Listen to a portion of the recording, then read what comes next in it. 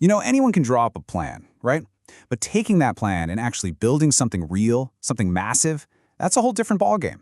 Today, we're diving into the career of someone who's a master of exactly that, Kevin Pomerleau. We're talking about an executive who spent over 15 years turning complex blueprints into reality, overseeing more than $1 billion in completed contracts. All right, here's what we've got on tap. We'll start with something called the execution gap. It's where most big projects die. Then we'll get into some seriously impressive numbers that define his leadership.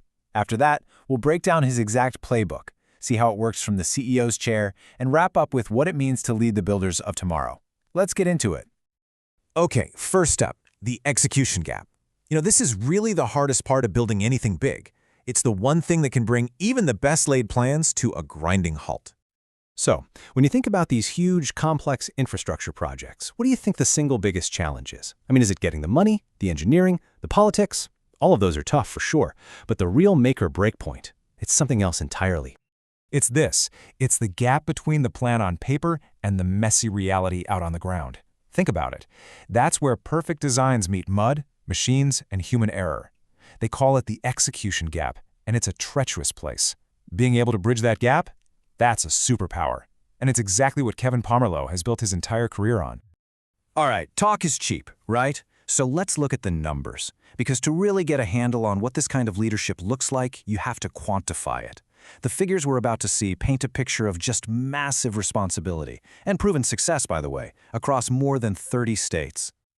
Okay, first up, how about building an energy services company from the ground up to $100 million in annual revenue? Yeah, that's not just taking over a department. That is literally building a powerful enterprise from scratch and making it deliver. And you definitely don't pull that off by yourself. At his peak, he was personally leading teams. We're talking field crews and corporate staff of over 1,600 people. Think about that. Managing a team that big isn't just about being a good motivator. You absolutely need a rock-solid system for everything. And what about the tools to get the job done? We're talking about managing a fleet of heavy equipment worth over $100 million. That's not just a few trucks. It's a massive, complex operation of keeping all that machinery running and getting it where it needs to be. It's a logistical beast. So who calls you when the stakes are this high? Well, you're looking at the list. We're talking about the biggest names in the game, major utilities, huge pipeline operators, and even federal agencies like FEMA. He's overseen nearly $300 million in high-risk utility projects alone for clients like these. They don't mess around. They only work with people who have a proven, bulletproof track record. Okay, so you don't achieve numbers like that by accident, right? It's not luck. It comes down to a disciplined, repeatable system. So let's pull back the curtain and look at the playbook behind all this success. The whole thing is built on this one core idea: risk-managed growth. And what that really means is you don't just chase growth for growth's sake. Real, sustainable growth comes from making the company stronger from the inside out. It's about baking safety, compliance, and tight financial controls right into the DNA of the business.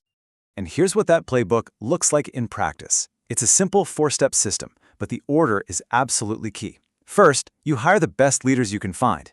People are everything. Second, you build a safety culture that is absolutely non-negotiable. Third, you get your financial controls on lockdown. And only then, after those first 3 pillars are solid as a rock, do you hit the accelerator on growth. It's the formula for scaling up without blowing up. And really, this quote from the man himself just sums it up perfectly. It's about having that proven ability to lead the people who get the work done in the field for some of the world's most demanding clients. It's not just about spreadsheets and boardrooms, it's about leading the actual crews on the ground. That's where the rubber meets the road. So what happens when you take that deep, in-the-field knowledge and pair it with a system for building great teams? Well, you get something really powerful: true CEO-level command. We're talking about mastering the entire business. Just take a look at the scope of this.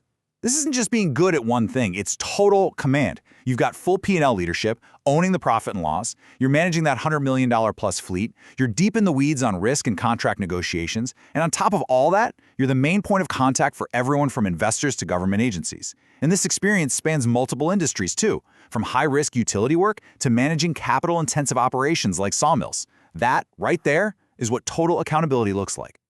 So, once you've perfected a playbook like this, what's next? Well, you start teaching it to others. And that brings us to our final section, how all this experience is now being used to shape the future of the industry and lead the next generation of builders.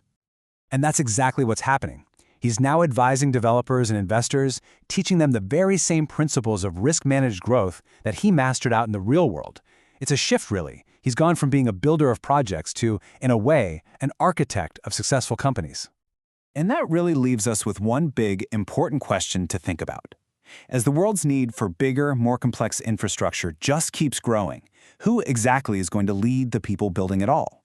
The answer has to be leaders like this, people with a proven playbook, who haven't just read the plans, but have actually lived and breathed the execution.